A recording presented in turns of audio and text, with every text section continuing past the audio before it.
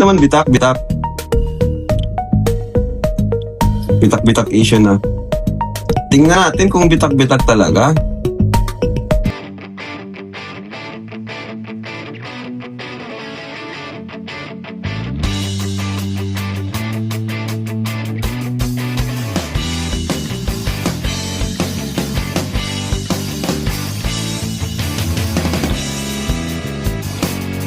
Inabutan ng bagyo, inabutan ng lindol, puro sira. Ano bang iniisip ng marami sa atin? Kapag marami pang sira, ibig sabihin yan talagang substandard. Yung mga materialis na ginamit. Baka tinipid o hindi maganda ang pagkakagawa ng bahay ni Beyonce. Ano kaya ang nangyari? Marami tayong pwedeng pag-usapan dyan sa mga ganyang klaseng usapin, sa mga ganyang klaseng issue. Ito nga, nung nakaraan dumaan yung bagyo, nagka-problema. May mga nasira. Ngayon naman dumaan ng lindol. Marami ang bitak. Marami daw ang sira. Kaya natatakot daw ang pamilya ni Beyonce na manatili doon sa bahay na yun.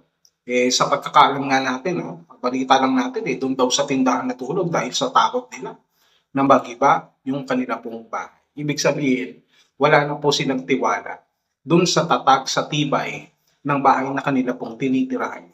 They are not feeling secure and safe doon sa bahay na yon. At nakita natin na binidyohan pa nga ni Dokla, ni Saint Iking, yung bahay at pinakita yung mga sira para patunayan daw sa nakakarami na totoo yung sinasabi nila, na totoo yung sinasabi ni Beyonce sa kanyang live, na ito po ay may mga sira. So yung iba, iniisip nila na total, ganyan na lang din naman yan. O at parang hindi na na-appreciate ng maayos. Baka iniisip ng mga sponsor na ipag-iba na lang yan. Baka iniisip ng iba na gano'n na lang, no? Kung po pwede nga lang Pero sasabihin naman nila, syempre, ito ay pinaghirapan din naman nila na sila ay nai-content, may mga sponsor na tumulong, at mayroon din naman, huwag natin kakalimutan na bahagi ang Kalingap. Sila Kalingap Rap, ang team Kalingap sa bahay na yan. Hindi naman binabawi Alam niyo naman si Kuya Bal, syempre, reverse psychology kadalasan. Kapag sa inyo na yung bahay na yan at binigay na sa inyo na yan, hindi na babawiin yan. Kahit pa na binawi ninyo yung inyong loyalty, kahit pa na binawi ninyo yung inyong relasyon sa Kalingap, hindi na babawiin ang Kalingap yan. Ngayon, baka maraming dismayado dyan dahil sa mga nangyari, no? Sa mga hindi matanggap na pangyayari. At eto nga, bakit daw sasabihin na karma? Sino daw ba ang nagpagawa? Bakit daw pinagawa na hindi ganun katibay at wala daw kinalaman sa karma? Well, kung ito ang pag-uusapan natin, specifically, pagdating sa karma na yan, ang isang bahay o isang istruktura o kahit na ano pa yan, kapag dinatnan ka, hindi ng period ng babae, kapag dinatnan ka ng karma na tinatawag, kahit ano pang tibay mo, kahit ikaw pa ay pinakamatibay, pinakamalakas, pinakamatatag, lahat yan masisira. Lalo na kung ikaw talaga ang puntirya ng karma na sinasabi. Kahit sabihin pa natin na mataas ang standard yan, matibay, talagang dumaan sa matataas na kalidad ng pagtingin ng mga arkitekto, ng mga inhinyero, kahit pa kay Kuya Julay yan, kapag tinamaan ng karma yung bahay na yan, talagang masisira. Masisira at masisira yan kahit nagawa pa yan sa pinakamatibay na materyales. Hindi ko naman sinasabi dahil na nakakarma kayo o baka naman yung ibang mga tao na nakakarma sa ginagawa sa inyo. Dahil sinubo nila kayo sa ganitong klaseng sitwasyon. Kaya pati kayo ngayon na nakatira dyan ay nadadamay. Pero siguro may bahagi din naman talaga sa inyong pamilya na mayroong pagkakamali din naman. Karma dito, karma doon. Kaya kung ganyan lang din naman ang nangyayari at hindi na maganda, iisipin talaga ng iba, lalo ng mga sponsor na mas mabuti pa, no, na umalis na lang sila dyan.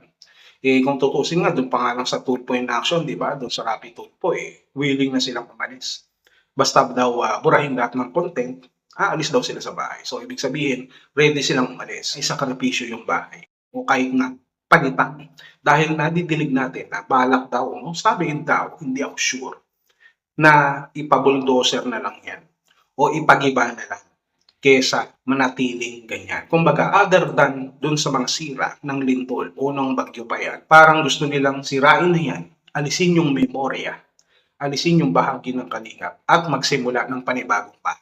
Kumbaga, alisin, gibain, ipasira, ipa-demolish ang bahay ni Beyonce at magsimula ng panibago para mabura na rin yung bakas ng Kalingap. Siguro ganun yung iniisip ng iba. Total, mayayaman naman yung mga sponsor ni Beyonce. Siguro kaya nila yan.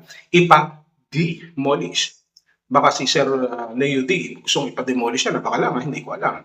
I don't know Sir D, pero baka pwedeng ipa-demolish. I don't know. It's just, nasasabi ko lang, may malang naman ako sa pagkakataon na yan. Baka kasi, siyempre, naiinis na sila, yun nilang madikit yung pangalan nila lagi sa Kalinga.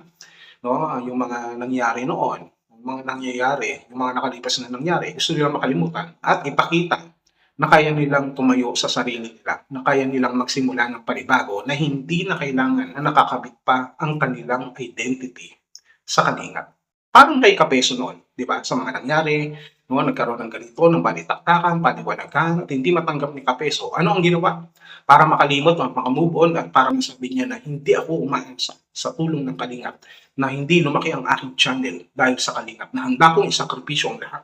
Magsimula ng panibago, kahit wasakin yung kanyang silver play button. At nangyari na yan, winasak niya yung silver play button. Eh baka gayahin niya ni Beyonce ngayon ng pamilya nila. Ito pala, doon naman yata ni Beyonce yan kaysa kay Doklan. No? Mas gusto yata ni Beyonce talaga si Kapeso kaysa kay Doklan. Eh, talagang makagayahin na ito. Baka sabihin din siguro na, baka lang, ni Kapeso na, wasakin nyo na lang yung bahan na yan, kagaya ng pagwasak ko sa silver play button. Para ipamukha nyo sa kanila na hindi nyo kailangan hindi kayo sa kanila. Hanggang si Kapeso, habang umiyak siya, nung nawasak niya, sinasabi niya, pinapakita niya na hindi niya kailangan. Diba? Yung kanyang silver play button ay dahil sa kanila. So gusto niya ipakita na hindi dahil sa kanila at kung hindi dahil sa sarili niya. Kaya winasak niya ang silver play button. Pinag-aampasan eh. Dapat nga ganun eh. Di ba? Pero hindi naman, siyempre masakit yun. So ngayon, baka ganun din ang i-suggest dyan ni Kapeso. Baka lang pawasak na yung bag. At sumakay yun, yung mga sponsor. Pero sa totoo lang, hindi naman kailangan yun eh. Kasi hindi naman lahat ng solusyon dito ay pagsira o pagwasak. Ang importante sa lahat ng bagay na nagkakalaman, nagkakabitak-bitak, hindi man sa bahay o struktura, kung hindi mismo dun sa mga tao. Kasi ang tunay na nasisira dito, hindi yung material na bagay, kung hindi yung mismong mga tao na nakatira doon, na siguradong mayroong bitak ang puso, mayroong damat ang pagkatao. Yun ang dapat na inaasikaso. May mga pagkakataon na maayos na sana. Pero ito ay pinapalagpas ng iba dahil sa mga pansariling interest na ginagawa ng mga taong nakapaligid sa pamilya ni Beyonce. Sayang na sayang talaga.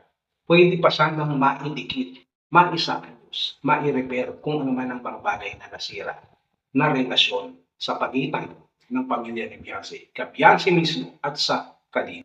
Secondary na lang yan, yung bahay niya, yung pagpaparepair niya, yung pagsasaayos niya. Ang pinag-uusapan dito, yung relasyon na nasira, na dapat sana ay nabuo pa. We don't know sa mga susunod pa na panahon, sa mga susunod na kung anong mangyayari. Pero para sa akin, sana huwag gumawa itong si Beyonce kay Kapeso. Huwag niyang sirain ang kanyang bahay. Mas lalo huwag niyang sirain ang tuluyan ang kanyang buhay. Yun lang.